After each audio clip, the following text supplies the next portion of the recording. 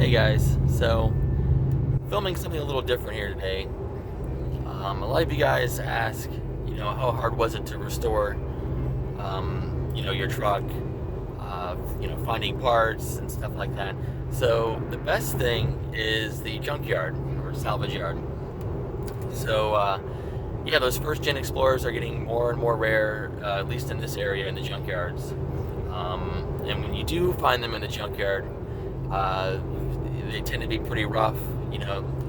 Maybe the last few years of its life it was used as someone's truck who was a painter or a plumber or something. It was used as a work truck. So a lot of them are pretty rough. But never hurts to check. And what I do is I always look online first. There are two big yards near me. There's an LKQ and there's a U-Pull and Pay.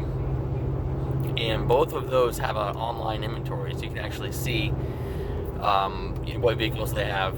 It's not a real in-depth inventory. It's really just a picture of of the vehicle, what year it is, maybe the trim level of the truck. But yeah, so I actually got an alert with U-Pull and Pay. You can set up a little alert, and I have it set for any 91 and 94 Explorers. And one of them just hit the yard like 3-4 days ago or something like that. Yeah, so I'm gonna go check it out. It is important to get there quick. After they've been there for like a month, people just start tearing things apart.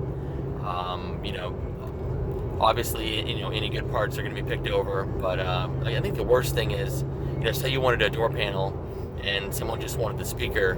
They'll rip apart the door panel, to get the speaker out. So the sooner you can get there, the sooner the better.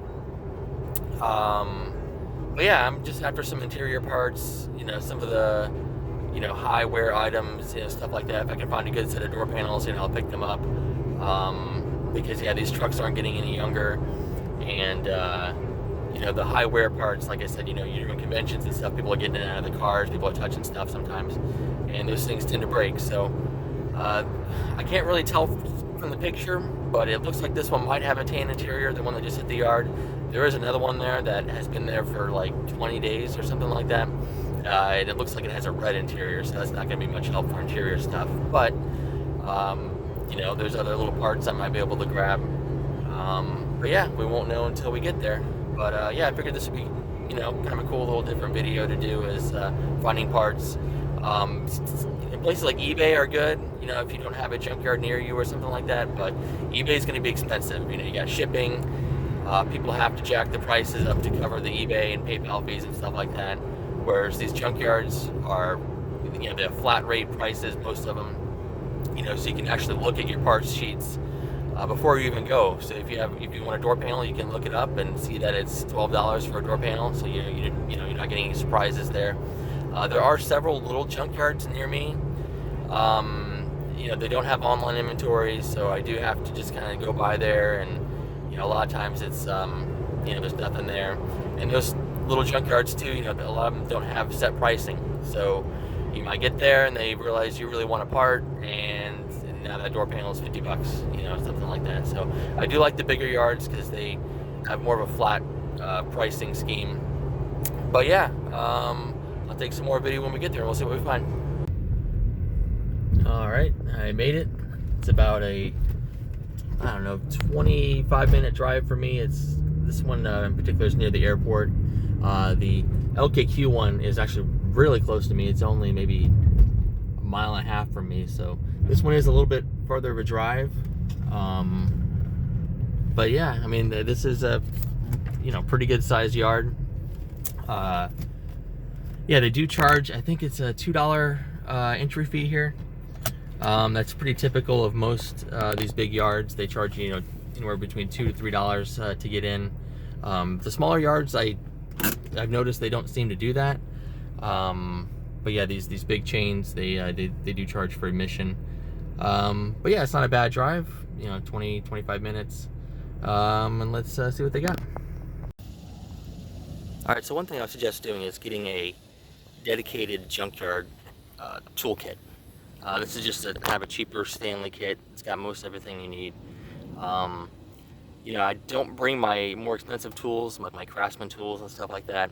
There's always a chance you could lose them. I'm normally pretty good about it, but you know, you set something down in one car and you get distracted and go look at another car, and then you forget, you know, where you put that stuff. So I'd definitely get a cheaper, you know, a cheaper kit just for the junkyard. So I guess I should have mentioned this earlier, but this is a self-service junkyard. This means that you bring your own tools. I guess I should have mentioned that earlier, but some junkyards you cannot actually bring your own tools into. You have to basically tell them what you want, and they have people that go around and pull the parts for you. All right, we're in. It was a $2 entry fee. But yeah, let's see what we find. One thing you can do is if you look online, on the online inventory thing, like I mentioned earlier, they'll actually show you which row that particular car is in. Yeah, so if you don't have a whole lot of time, you can just look up, look up where the car is located. I typically just kind of browse around anyways. I got a few other cars that I normally buy parts for here. I got a Jeep Cherokee that we have that always looking for parts for. Stuff like Wranglers. Yeah, cars like Wranglers you're not going to find in the junkyard. There are like Jeep specific junkyards that you can go to, but these you know, these big chain junkyards like this don't typically get Wranglers. But yeah, let's see if we can find an Explorer and see if it has a tan interior. One thing I should mention though, if you're looking for Jeep parts, yeah, like I said, you're not really gonna find any Wranglers at these big yards like this. But yeah, for example, this, you know, early 90s Cherokee might have some parts that you need. There's the correct leather wrap steering wheel there. I don't know what shape it's in underneath that cover, but I'll go and take a look. If it's good, maybe I'll take that. Something to note with stuff like this is when you're pulling steering wheels and you know, specialized stuff like that, they require specialized parts. So yeah, I don't know if I'm gonna be able to take that today because I did not bring my steering wheel puller, but yeah, you can see there's the horn button there. So yeah, just because they don't have Wranglers doesn't mean you can't find parts. Let me see what wheels these have. Oh yeah, if you look back there, that's the correct Jurassic Park YJ rim. So you know, if you need that, just you know, check some of these yards for these older Cherokees. Just see if I can get this cover off here and see if it's nice underneath. If it's on there pretty damn good. Might have to pause the video for a second here. All right, so I got the cover off. Yeah, and it's not in bad shape. Looks pretty decent. Yeah, the good thing about these junkyards is, you know, these parts are pretty cheap. You know, this wheel is probably only, I'll have to check the pricing sheet, but maybe like, I would say under 10 bucks. So, you know, even if it's not the best, you know, if it's better than what you got, sometimes it's worth it to pull stuff like this. All right, so I found that first gen Explorer here. Let's see what it's got in it. Okay, so someone's ditched a stash of alternators here. Yeah, it is tan interior, which is not too bad. It's a little rough. Let's see. Looks like the back door panels are in pretty good shape. Really nice rear leather seats if you need some seats. Those are actually pretty remarkable condition given the age. Even the driver's seat isn't too terrible compared to some that I've seen. All right, well, let's see if I can find anything that I need. All right, so the door panels are in kind of rough shape. You can see it's coming undone there, and yeah, there's some gouges and stuff. The driver's one is pretty bad. It's got a lot of separation there and stuff, so not gonna be grabbing those. But yeah, these floor mats, look at these floor mats. They're a little dirty, but they'll clean up. Look at that, the front one, these look like the original mats. Looks like they had a clear protective one over top. So underneath they're actually pretty nice. So I'll be grabbing these. Yeah, a little power wash, and this will clean up nice. Other stuff I like to grab is stuff like this. The steering columns, if they're in good shape, a lot of times they're scratched up with keys. This one's in pretty good shape, so I might grab that. Yeah, just little trim pieces, seat belts.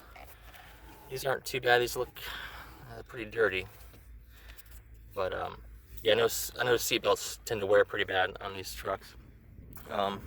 They get all frayed and stuff. This one's not that nice, so I'll probably be leaving that one. But yeah, so I'm probably gonna get the floor mats. Yeah, if you need a carpet, this carpet's actually pretty nice. Like I said, this back seat's immaculate. So, you know, if you were just looking for, you know, maybe a stand-in seat, or you didn't want to spend the money to get actual reupholstered seats, this would be a good find. But yeah, definitely gonna grab a bunch of these little clips. These are in good shape. They don't seem to be too baked. These always tend to break. Yeah, I think they're almost a one-time use type of thing. But yeah, especially when they're this old. Most of the time when you pull them off, they're gonna break. But these actually don't seem too baked. So I'm probably gonna grab those. I also try to grab these hub covers, so these hubcaps here.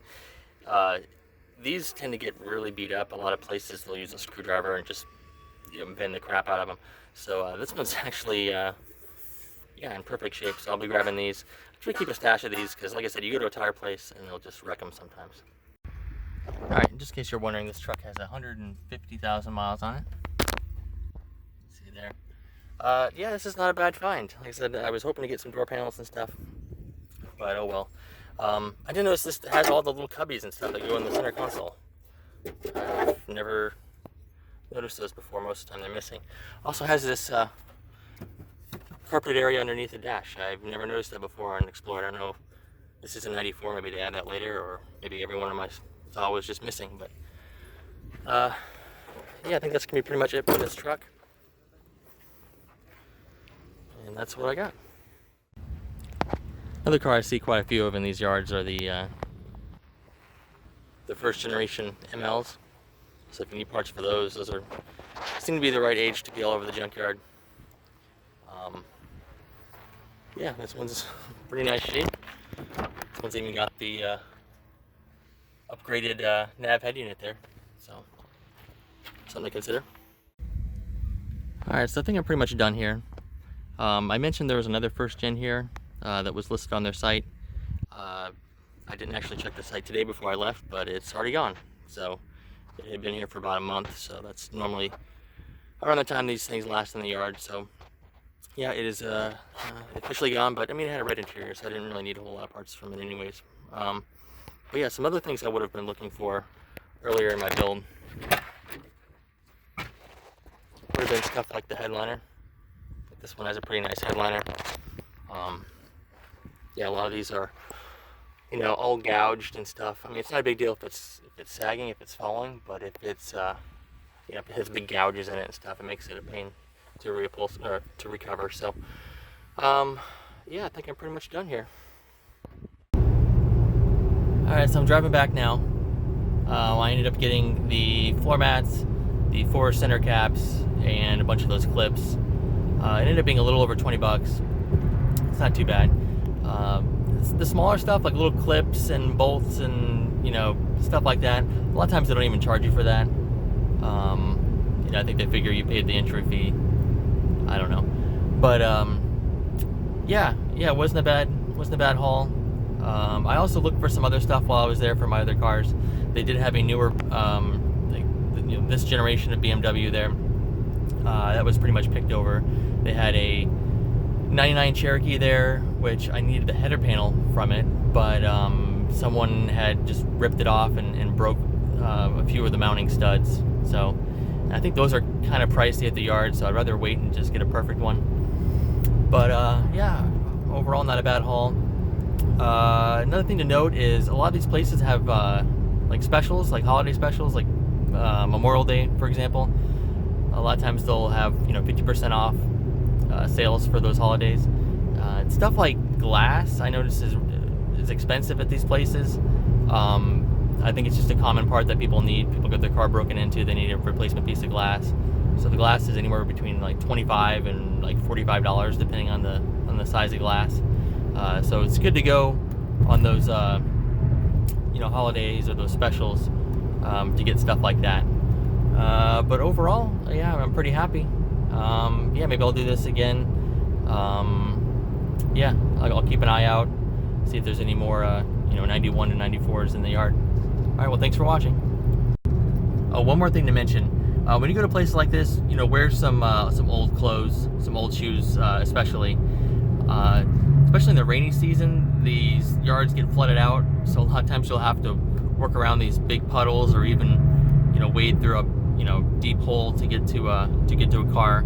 So definitely wear some old clothes. Wear sunscreen, stuff like that. Right now it's extremely hot in Florida. Right now it's summertime, so I try to get there early and leave early because it is brutal out there. All right, well, thanks for watching.